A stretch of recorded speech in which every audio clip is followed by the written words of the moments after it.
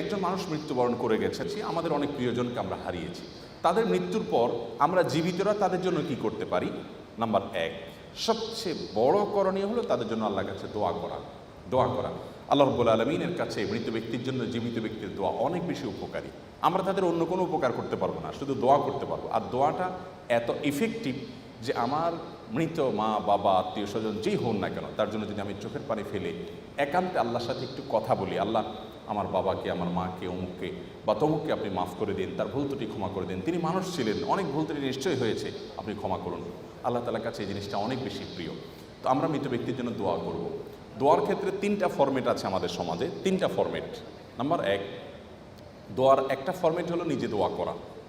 Number দুই, দোয়ার আরেকটা ফরম্যাট হলো দোয়া চাওয়া, যে আপনি আমার বাবার জন্য দোয়া করেন, আপনারা দোয়া করেন, সবার কাছে দোয়া চাওয়া। তিন নম্বর ফরম্যাট হলো দোয়া করানো। দোয়া করানোর যে ফরম্যাটটা, এটা বলতে আমি বোঝাতে চাচ্ছি আমাদের সমাজে দোয়ার জন্য কিছু আনুষ্ঠানিকতা থাকে, কিছু বাজেট থাকে। দেখা যায় যে কিছু হুজুর বা মাদ্রাসার ছাত্রদেরকে আনা হয়, দোয়ার বিনিময়ে টাকা দেওয়া হয়। এই তিন নম্বর ফরম্যাটটা শরীয়ত থেকে অনুমোদিত না। অর্থাৎ মৃত ব্যক্তির জন্য আমরা দোয়া করব, এটা তো ঠিক আছে, দোয়া চাইব সেটাও ঠিক আছে, কিন্তু টাকা দিয়ে লোক ভাড়া করে দোয়া করানো এটি কিন্তু ইসলাম সমর্থন করে না। কারণ এটি একান্ত ইবাদত, আর ইবাদত টাকা দিয়ে কোনোদিনই করা যায় না। তো আমাদের মৃত ব্যক্তিদের জন্য আমরা দোয়া করব, এটা হলো সবচেয়ে বড় হাতিয়ার। একটা সমস্যা হলো আমরা মনে করি যে আমার দোয়া তো আল্লাহ কবুল করবেন কি না, আমি গুনাহগার মানুষ, আমি তো এত দোয়া জানিও না, দোয়ার নিয়ম কারণও জানি না। এগুলো আসলে শয়তান আমাদের মধ্যে সৃষ্টি করে। আল্লাহ তাআলার কাছে চাওয়ার জন্য বাকশক্তিরও প্রয়োজন নাই। আপনি অনেক মারপেচের কথা দিয়ে গোছানো আপনার বক্তব্য দিয়ে আল্লাহর কাছে চাওয়ার কোনো প্রয়োজন নেই। একজন মানুষ বোবা, তিনি কথা বলতে পারেন না, তার বাকশক্তি নাই, বাক প্রতিবন্ধী, তারও দোয়া আল্লাহ তাআলা কবুল করেন। তিনি মন থেকে আল্লাহর কাছে কি চাচ্ছেন, তার মনের আকুতিটা আল্লাহ তাআলা দেখেন। আল্লাহ তাআলা আলিম ও মিজাতিস সুদুল, অন্তরের খবর রাখেন।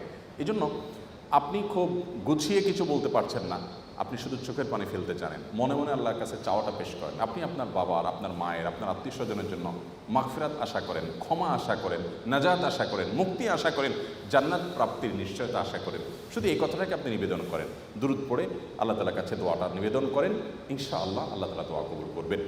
আল্লাহ তাআলা কোরআনে ঘোষণা দিয়েছেন, তোমরা দোয়া করো, আমি দোয়া কবুল করবো। অতএব মৃত ব্যক্তির জন্য দোয়া করাটা হলো সবচেয়ে প্রয়োজনীয় আমল, যেটি আমরা চলতে ফিরতে, উঠতে বসতে, আনুষ্ঠানিকতা ছাড়াও করতে পারি।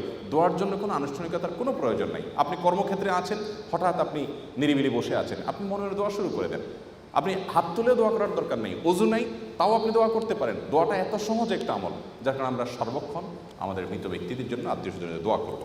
নাম্বার দুই, সাদাকা, যেটা একটু আগে আমি বলছিলাম, দান করা, মৃত ব্যক্তিদের তরফ থেকে দান করা। আপনি যে কোনো একটা দান করলেন, 100টা টাকা দান করলেন, দেওয়ার সময় আপনার ইন্টেনশন থাকবে, আল্লাহ এই দানের যে সওয়াবটা, এটা আমার নয়, আমার বাবার অ্যাকাউন্টে, আমার মায়ের অ্যাকাউন্টে আপনি জমা করে দিবেন, তার তরফ থেকে আমি দান করলাম। এটা একটা দারুণ স্কোপ, যে তারা দান করতে পারছেন না, কিন্তু আমরা তাদের হয়ে দান করতে পারছি, এটা শরীয়ত অ্যালাউ করে।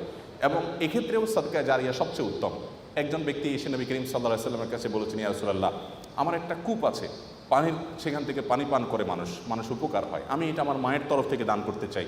নবীজি বললেন, অবশ্যই তুমি করতে পারো, সে সুযোগ আছে এবং এর সওয়াব তোমার মায়ের অ্যাকাউন্টে জমা হতে থাকবে। বিধায় আমরা আমাদের মৃত ব্যক্তির তরফ থেকে দান করতে পারি। বিশেষ করে দানের একটা অংশ আমাদের সবসময় থাকা উচিত আমাদের বাবা মাকে, যারা আমরা হারিয়েছি, যাদের কাছে আমাদের চিরঋণী আমরা, তাদের জন্য আমাদের দোয়ার একটা অংশ, দানের একটা অংশ থাকবে। দেওয়ার সময় নিয়ত থাকবে, আল্লাহ এই টাকাটার সওয়াবটা আমি তার জন্য দিতে চাই।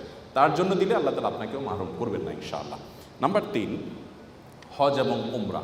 তবে দানের ক্ষেত্রে আমরা একটু আগে যেটি বলছিলাম, স্থায়ী দান হলে সেটা ভালো, কোনো স্থাপনা তৈরি করা, এমন কিছু করা যেটা দীর্ঘমেয়াদে থাকবে, সেটি। 3 নম্বর আমল হলো হজ এবং উমরা। মৃত ব্যক্তির তরফ থেকে হজ উমরা করা যায়। আমাদের প্রিয়জনকে আমরা হারিয়েছি, তার তরফ থেকে আমি চাইলে হজ করতে পারি। আমার নিজের হজটা যদি হয়ে যায়, তাহলে তার তরফ থেকে আমি হজ করতে পারি, তার তরফ থেকে আমি উমরা করতে পারি। জাস্ট আমার ইন্টেনশন থাকবে, আল্লাহ এই উমরাটা ওনার জন্য, এটার সবটা আমি ওনাকে দিতে চাই, এটি করা যায়। এবং নবী করিম সাল্লাল্লাহু আলাইহি ওয়াসাল্লাম সম্পর্কে একাধিক সাহাবী জিজ্ঞাসা করেছেন কারোর বাবা, কারোর মায়ের জন্য, যে আমি তাদের তরফ থেকে হজ করতে চাই। নবী সাল্লাল্লাহু আলাইহি ওয়াসাল্লাম এটাকে অ্যালাউ করেছেন, বলেছেন হ্যাঁ তুমি এটা করতে পারো এবং সব তিনি পাবেন।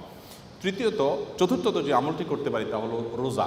বিশেষ করে কোনো ফরজ রোজা যদি তারা না রেখে থাকেন, আপনি তার রোজাগুলো রেখে দিতে পারবেন। মান্যতের কোনো রোজা থাকলে সেগুলো আপনি রেখে দিতে পারবেন। বুখারী এবং মুসলিম সহ বিভিন্ন হাদিস গ্রন্থ দ্বারা মৃত ব্যক্তির তরফ থেকে রোজা রাখলে এটি তার উপকারে আসবে, সেটি প্রমাণিত হয়। অর্থাৎ তার তরফ থেকে আমরা রোজা রেখে দিতে পারি।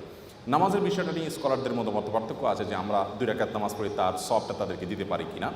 তবে কোরবানির বিষয়টি বিভিন্ন হাদিস থেকে সুস্পষ্টভাবে প্রমাণিত যে আমরা কোরবানি মৃত ব্যক্তির তরফ থেকে করতে পারি। আমি নিজের কোরবানিটা করলাম, পাশাপাশি আমার মৃত আত্মীয় স্বজনের জন্য তাদেরকেও শরীক করলাম, তাদের পক্ষ থেকেও কোরবানি করলাম, এটিও করা যায়। তো এই আমলগুলো মোটামুটি আমরা মৃত ব্যক্তির তরফ থেকে করতে পারি।